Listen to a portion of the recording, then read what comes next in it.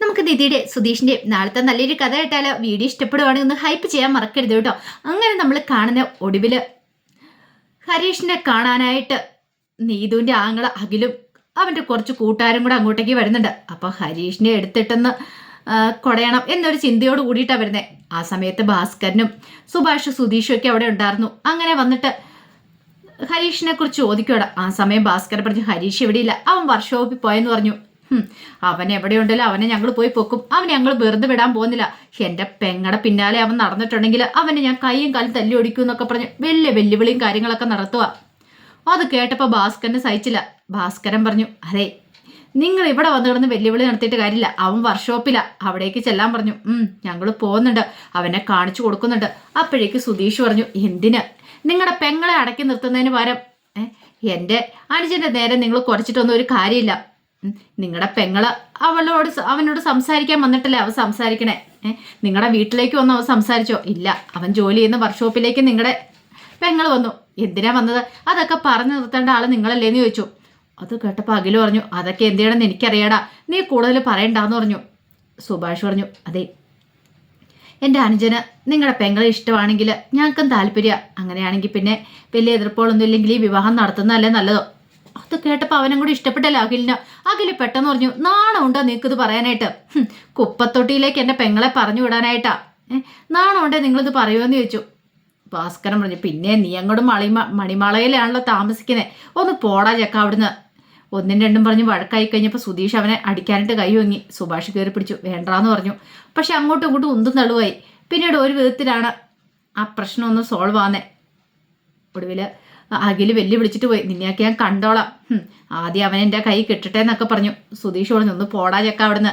നീ എന്നല്ല ആര് വന്നാലും ഒന്നും സംഭവിക്കാൻ പോകുന്നില്ല, ആദ്യം പെങ്ങളെ മര്യാദയ്ക്ക് ഇരുത്താൻ നോക്ക് എന്നൊക്കെ പറഞ്ഞിട്ട് സുധീഷും ദേഷ്യപ്പെട്ടു. അങ്ങനെ വൈകുന്നേരം ആയി കഴിഞ്ഞ് കഴിഞ്ഞപ്പോഴത്തേനും സുധീഷ് നിധിയുടെ അടുത്തേക്ക് എന്നു. കാരണം വൈകുന്നേരം വക്കീലിനെ കാണാനായിട്ട് ചെല്ലാൻ പറഞ്ഞിട്ടുണ്ടായിരുന്നു. അങ്ങനെ അവർ രണ്ടുപേരും കൂടെ ഒരു വക്കീലിൻ്റെ അടുത്തേക്ക് ചെല്ലുക. അപ്പോൾ ഇത്തവണ നിധി കാണുന്ന ഒരു ലേഡി വക്കീലിനായിരുന്നു. അങ്ങനെ ചെന്ന് കഴിഞ്ഞപ്പോൾ വക്കീൽ കാര്യങ്ങളൊക്കെ തിരക്കുന്നുണ്ട്. അപ്പോഴേക്കും നിധി പറഞ്ഞു, അതെ, ഒരു മ്യൂച്വൽ ഡിവോഴ്സ് പെറ്റീഷൻ തരാൻ വേണ്ടി വന്നാ മാഡം എന്ന് പറഞ്ഞു. അല്ല, നിങ്ങളുടെ കല്യാണം കഴിഞ്ഞിട്ട് എത്ര നാളായി? കല്യാണം കഴിഞ്ഞ നാളുകളൊക്കെ പറയാ. ഇല്ല, നിങ്ങളുടെ ലവ് മാരേജോ മറ്റോ ആയിരുന്നോ? അത് കേട്ടപ്പം സുധീഷിനെ ഒന്ന് നിധി നോക്കി. നിധിക്ക് എന്ത് പറയണമെന്ന് അറിയില്ല. നിധി പറഞ്ഞു, അതങ്ങനെ പ്രത്യേക സാഹചര്യത്തിൽ വിവാഹം കഴിക്കേണ്ടി വന്നവരാ. ഞങ്ങൾക്ക് എത്രയും പെട്ടെന്ന് തന്നെ ഞങ്ങൾക്ക് ഡിവോഴ്സ് കിട്ടണം. അത് കേട്ടപ്പം വക്കീൽ പറഞ്ഞു, അതെ, പെട്ടെന്നൊന്നും ഡിവോഴ്സ് കിട്ടത്തൊന്നുമില്ല. അതിന് അതിൻ്റെതായ കുറച്ച് പ്രൊസീജിയേഴ്സും കാര്യങ്ങളുണ്ട്. ഇതിന് ശേഷം കൗൺസിലിംഗ് വെക്കും, അങ്ങനെ കുറേ കാര്യങ്ങളുണ്ട്. അതിൽ കൂടെ ഒന്നും ഒരുമിച്ച് പോകാൻ സാധിക്കില്ലെന്ന് കണ്ടാൽ മാത്രമേ ഡിവോഴ്സ് കിട്ടത്തുള്ളൂ. ശരി, അതിനെന്തെങ്കിലും കാരണം ഉണ്ടോയെന്ന് ചോദിച്ചു. ഡിവോഴ്സിന് അപ്ലൈ ചെയ്യാനായിട്ട്. നിധി ഒന്നും മിണ്ടാതിരിക്കുന്നുണ്ട്. അപ്പം സുധീഷിനോട് പറഞ്ഞു, നിങ്ങൾ കുറച്ച് സമയം പുറത്തൊന്ന് വെയിറ്റ് ചെയ്യുക, ഞാൻ ഇവരോടൊന്ന് സംസാരിക്കട്ടെ. അങ്ങനെ സുധീഷ് പുറത്തേക്ക് ഇറങ്ങിപ്പോയി. നിധിയോട് ചോദ്യങ്ങൾ ചോദിക്കുകയാണ്. എന്താ നിങ്ങൾ അയാളെ ഡിവോഴ്സ് ചെയ്യാൻ കാരണം? അയാളെ നിങ്ങൾ ഉപദ്രവിക്കുക? ഇല്ല. പിന്നെ ചീത്ത പറയാൻ പറ്റുമോ ചെയ്യുമോ? ഇല്ല, അതൊന്നുമില്ല. പിന്നെ എന്തിനാ നിങ്ങൾ അയാളെ ഡിവോഴ്സ് ചെയ്യുന്നത്? എന്തെങ്കിലും ഒരു കാരണമില്ലാതെ പറ്റില്ലല്ലോ. കോടതി ചെന്ന് കഴിയുമ്പോൾ എനിക്ക് ബാധിക്കേണ്ട ഇന്ന കാരണം കൊണ്ടാണ്. എങ്ങനെയാണെങ്കിലും നിങ്ങൾക്ക് ഡിവോഴ്സ് കിട്ടത്തുള്ളൂ. അത് പിന്നെ മാഡം, ഞങ്ങൾ ഒരിക്കലും ഒരുമിച്ച് ജീവിക്കാൻ ആഗ്രഹിച്ച് വിവാഹം കഴിച്ചവരല്ല. അതാണ് ഞങ്ങളുടെ പ്രധാന പ്രശ്നം. അതുകൊണ്ടാണ് ഡിവോഴ്സ് വേണമെന്ന് പറയണേ. ഞങ്ങൾക്ക് ഒരുമിച്ച് ജീവിച്ചു പോകാൻ പറ്റില്ല എന്ന് ഉറപ്പായതിന് ശേഷം രണ്ടുപേരും കൂടി ഒരു തീരുമാനം എടുത്തേ. മാഡം അതിന് കനിവുണ്ടാവണം. ശരി ശരി, ഞാൻ നോക്കട്ടെ. ഞാൻ അയാളെയും കൂടെ വിളിച്ച് ചോദിക്കട്ടെ എന്ന് പറഞ്ഞു. അങ്ങനെ നിധി പുറത്തേക്ക് എന്നിട്ട് സുധീഷിനോട് പറഞ്ഞു, മാഡം ചോദിക്കുമ്പോൾ വിശദമായിട്ട് കാര്യങ്ങളൊന്നും പറയാൻ പോകണ്ട, കല്യാണം നടക്കാനുള്ള സാഹചര്യങ്ങളൊന്നും പറയണ്ട, പറഞ്ഞു കേട്ടല്ലോ. സുധീഷ് പറഞ്ഞു, ശരിയെന്ന് പറഞ്ഞു. അങ്ങനെ സുധീഷ് അകത്തേക്ക് കയറി വന്നു കഴിഞ്ഞപ്പോഴത്തേനും അവരോരോ ചോദ്യങ്ങളൊക്കെ ചോദിക്കുകയാണ്. ചോദിച്ചു കഴിയുമ്പോൾ സുധീഷ് സത്യസന്ധമായിട്ട് തന്നെ മറുപടി പറഞ്ഞു. അല്ല, നിങ്ങൾക്ക് എന്താ ഇത്ര പെട്ടെന്ന് മ്യൂച്വൽ ഡിവോഴ്സ് വേണമെന്ന് തോന്നാൻ കാരണം?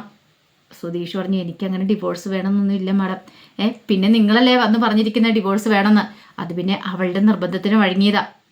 എനിക്ക് വേറെ നിവർത്തിയില്ല. എനിക്ക് അവളെ ഒത്തിരി ഇഷ്ടമാണ് മാഡം. ദൈവത്തെ ഓർത്ത് ഡിവോഴ്സ് തരില്ല. എനിക്ക് ഡിവോഴ്സ് വേണ്ട, എനിക്ക് അവളോടൊപ്പം ജീവിക്കണം.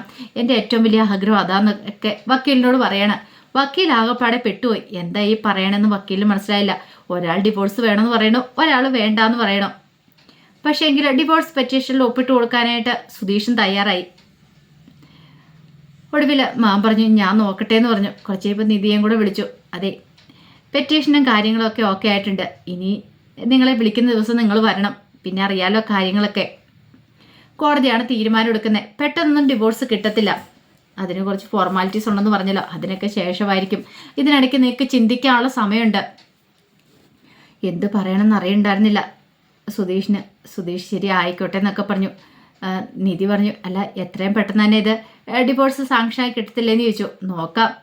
അങ്ങനെ ഞാനിപ്പോൾ അങ്ങനെ ഒരുറപ്പും പറയുന്നില്ല എന്ന് പറഞ്ഞു. അങ്ങനെ അവർ തിരികെ വീട്ടിലേക്ക് പോരുവാണ്. അങ്ങനെ വഴിക്കൂടെ നടന്നു വരുന്ന വഴിയാണ് 2 സോഷ്യൽ മീഡിയ ഇൻഫ്ലുവൻസർ അവരുടെ അടുത്തേക്ക് വരുന്നത്. വന്നു കഴിഞ്ഞപ്പോഴത്തേനും സുധീഷിന് അയാളെ കണ്ടാൽ മനസ്സിലായി. ഇടയ്ക്കിടയ്ക്ക് അയാളുടെ വീഡിയോസും കാര്യങ്ങളൊക്കെ കാണുന്നതാണ്. കാരണം റോഡിൽ കൂടെ പോകുന്നവരൊക്കെ ഇൻ്റർവ്യൂ ചെയ്യും. ഭാര്യയും ഭർത്താവാണെങ്കിൽ അവർ തമ്മിൽ മനപ്പൊരുത്തം ഉണ്ടോ എന്ന് നോക്കും. അവരെ കണ്ടപ്പോൾ സുധീഷ് പറഞ്ഞു, ആഹാ നിങ്ങൾ ആ ഇൻഫ്ലുവൻസർ അല്ലേ, നിങ്ങളുടെ വീഡിയോസൊക്കെ ഞാൻ കാണാറുണ്ട്, നിങ്ങളുടെ പേജ് ഞാൻ സബ്സ്ക്രൈബ് ചെയ്തിട്ടുണ്ട്. താങ്ക് യു ചേട്ടാ. ഇതാരാന്ന് ചോദിച്ചു. ഇതെൻ്റെ ഭാര്യയുടെ പേരെന്താ? നിധി. ആഹാ കൊള്ളാലോ. കല്യാണം കഴിഞ്ഞിട്ട് എത്ര നാളായി? കല്യാണം കഴിഞ്ഞിട്ട് ഇത്ര നാളായെന്ന് പറഞ്ഞു. വർഷമല്ല നാളായെന്ന് പറഞ്ഞു. ആണോ? അങ്ങനെയാണെങ്കിലേ കുറച്ച് കുട്ടി ചോദ്യങ്ങൾ ചോദിക്കാം. നിങ്ങൾ തമ്മിൽ എത്ര അടുപ്പുണ്ടെന്ന് അറിയാലോ എന്ന് പറഞ്ഞു. ചേട്ടൻ്റെ ഭാര്യയോട് എത്രമാത്രം സ്നേഹമുണ്ടെന്ന് അറിയട്ടെ. ഭാര്യയുടെ കാര്യങ്ങളൊക്കെ അറിയാവുന്ന കുറച്ച് ചോദ്യങ്ങൾ ചോദിക്കാമെന്ന് പറഞ്ഞു. അങ്ങനെ സുധീഷിനോട് ചോദിച്ചു, നിങ്ങളുടെ ഭാര്യയ്ക്ക് നിധി ചേച്ചിക്ക് ഇഷ്ടപ്പെട്ട കളർ ഏതാണെന്ന് ചോദിച്ചു. അത് ബ്ലൂ ആന്ന് പറഞ്ഞു. ശരിയാണോ മാഡം? ശരിയാ. അതേന്ന് പറഞ്ഞു. ഇഷ്ടപ്പെട്ട ഫുഡോ? അങ്ങനെയൊന്നുമില്ല, എല്ലാ ഫുഡും ഇഷ്ടമാണ്, പിന്നെ ചിക്കൻ കൂടുതൽ ഇഷ്ടമാണെന്ന് പറഞ്ഞു. പിന്നീട് ഓരോ കാര്യങ്ങൾ ചോദിക്കുകയാണ്. യാത്ര ചെയ്യാൻ ഇഷ്ടപ്പെട്ടുള്ള സ്ഥലങ്ങൾ, അങ്ങനെ ഓരോ കാര്യങ്ങളും എല്ലാത്തിനും കൃത്യമായിട്ട് സുധീഷ് ഉത്തരം പറഞ്ഞു. നിധി പോലും അമ്പരന്ന് പോയി. സുധീഷിന് ഇത്രമാത്രം തന്നെക്കുറിച്ച് അറിയാമായിരുന്നോ എന്നൊരു ചിന്ത മനസ്സിലേക്ക് വരുന്നുണ്ട്. പിന്നീട് നിധിയുടെ കൂടെ വരുന്നു. നിധിയോട് ചോദിച്ചു, സുഭാഷിൻ്റെ ഫേവറേറ്റ് കളർ ഏതാന്ന്. നിധിക്ക് എന്ത് ചെയ്യണമെന്ന് അറിയില്ല. നിധി ചാട് റെഡ് എന്ന് പറഞ്ഞു. സുധീഷിനോട് ചോദിച്ചു, ശരിയാണോ? അല്ല എനിക്ക് ബ്ലാക്ക് ഇഷ്ടമാണ്, പിന്നെ റെഡ് കഴിഞ്ഞ പ്രാവശ്യം അവൾ മേടിച്ചു തന്നായിരുന്നു റെഡ്, അതുകൊണ്ട് റെഡ് എനിക്കിപ്പോൾ ഇഷ്ടമാണെന്ന് പറഞ്ഞു. പിന്നീട് ചോദിച്ചു, ഇഷ്ടപ്പെട്ട ഫുഡ് ഏതാണെന്ന് ചോദിച്ചു. ഭർത്താവിന് ഇഷ്ടമുള്ള കഴിക്കാനായിട്ട്. നിധി പെട്ടുപോയി. അങ്ങനെ കുറേ ചോദ്യങ്ങൾ ചോദിച്ചു കഴിഞ്ഞപ്പം നിധിയെ സഹായിക്കാനായിട്ട് സുധീഷും എത്തുന്നുണ്ട്. കാരണം സുധീഷിന് മനസ്സിലായി തന്നെക്കുറിച്ച് ഇവളൊന്നും മനസ്സിലാക്കിയിട്ടില്ല ഇതുവരെ എന്നുള്ള കാര്യങ്ങളൊക്കെ. പക്ഷെ സുധീഷ് എല്ലാത്തിനും ഹെൽപ്പ് ചെയ്തു ഒരു ആൻസർ പറയാൻ വേണ്ടിയിട്ട്. ആ സമയത്ത് ആ ഇൻഫ്ലുവൻസർ പറഞ്ഞു, കൊള്ളാലോ, നിങ്ങളുടെ ഭാര്യയ്ക്ക് നിങ്ങളെക്കുറിച്ചൊന്നും അറിയത്തില്ലെങ്കിലും നിങ്ങൾക്ക് കൃത്യമായിട്ട് കാര്യങ്ങളൊക്കെ അറിയാം. അതെ, ഇത്തരം മനപ്പുറത്തുള്ള ജോഡികളെ ഞാൻ ആദ്യമായിട്ടാണ് കാണുന്നത് എന്ന് പറഞ്ഞിട്ട് അവർക്ക് രണ്ടുപേർക്കും ഒരു ബൊക്കെയൊക്കെ സമ്മാനമായിട്ട് കൊടുക്കുന്നുണ്ട്. അങ്ങനെ കൺഗ്രാറ്റ്സ് ഒക്കെ പറഞ്ഞിട്ട് അവരങ്ങോട്ട് പോയി കഴിയുമ്പോൾ നിധി പറഞ്ഞു, അവർ പറഞ്ഞു കേട്ടോ നമ്മൾ നല്ല ദമ്പതികളാണ്. സുധീഷ് ചോദിച്ചു, അല്ലേ? പിന്നെ അല്ലേന്നോ? നിധിയുടെ കയ്യിലായിരുന്നു ബൊക്ക. നിധി അതിലൊരു പൂവ് അങ്ങോട്ട് പിച്ചു പറിച്ച് താഴേക്ക് കളയുവന്ന് സുധീഷ് അത് ശ്രദ്ധിച്ചു. ഭയങ്കര കാര്യത്തോടെ അവർ കൊടുത്തതാണ്. ആ സമയത്ത് നിധി പറഞ്ഞു, എന്നാലും സുധീഷിന് എങ്ങനെ എൻ്റെ കാര്യങ്ങളൊക്കെ അറിയാമായിരുന്നേ? അത് പിന്നെ പലപ്പോഴായിട്ട് ഞാൻ നിൻ്റെ കയ്യിൽ നിന്ന് അതൊക്കെ പഠിച്ചെടുത്താ. എന്നാലും സുധീഷിൻ്റെ ഒരു കാര്യങ്ങളും എനിക്കറിയില്ലല്ലോ. അത് പിന്നെ നീ എന്നോട് കൂടുതൽ അടുക്കാൻ ശ്രമിച്ചിട്ടില്ല, അതുകൊണ്ടാണ് അതിൻ്റെ പ്രശ്നമാണ്. നമ്മൾ തമ്മിൽ അധികം സംസാരം കാര്യങ്ങളൊന്നും ഇല്ലല്ലോ. ഇത് കേട്ടപ്പോൾ നിധി പറഞ്ഞു, ശരിയാ, കാര്യമൊക്കെ കാര്യം തന്നെയാ, പക്ഷേ എങ്കിലേ നമ്മൾ രണ്ടും കൂടെ ഒന്നിച്ചു പോകത്തില്ല, അതുകൊണ്ടാണല്ലോ നമ്മളോട് ഡിവോഴ്സിന് കൊടുത്തിട്ട് വന്നിരിക്കുന്നത് എന്നൊക്കെ പറഞ്ഞു. സുധീഷിന് ഭയങ്കര സങ്കടമായി. ഈ സംസാരിച്ചുകൊണ്ട് നടക്കുന്ന സമയത്ത് നിധി തൻ്റെ കയ്യിലുണ്ടായിരുന്ന ആ പൂവ് അതിങ്ങനെ റോസപ്പൂ പിച്ചി പറിച്ച് താഴെ കളഞ്ഞുകൊണ്ടിരിക്കുകയാണ്. സുധീഷിന് വിഷമമുണ്ടായിരുന്നു. അവർ സന്തോഷത്തോടെ ഇവിടെ കൊടുത്താണ് നല്ല കപ്പിൾസായിട്ട് കുറേ കാലം ജീവിക്കട്ടെ എന്ന് പറഞ്ഞ്. അപ്പോൾ ആ പ്രസൻറ്റാണ് അവളിങ്ങനെ പിച്ചി പറിച്ച് കളഞ്ഞുകൊണ്ട് വരുന്നത്. ഒടുവിൽ അയാളെ തണ്ട് മാത്രമായി കഴിഞ്ഞപ്പോൾ അതങ്ങോട്ട് താഴേക്ക് ഇടുകയും ചെയ്തു. അത് കണ്ടപ്പോൾ സുധീഷിന് ഭയങ്കര സങ്കടമായി.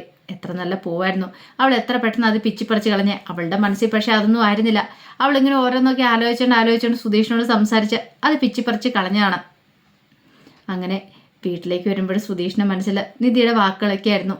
നിധിക്ക് തന്നെക്കുറിച്ച് ഒന്നും അറിയത്തില്ല.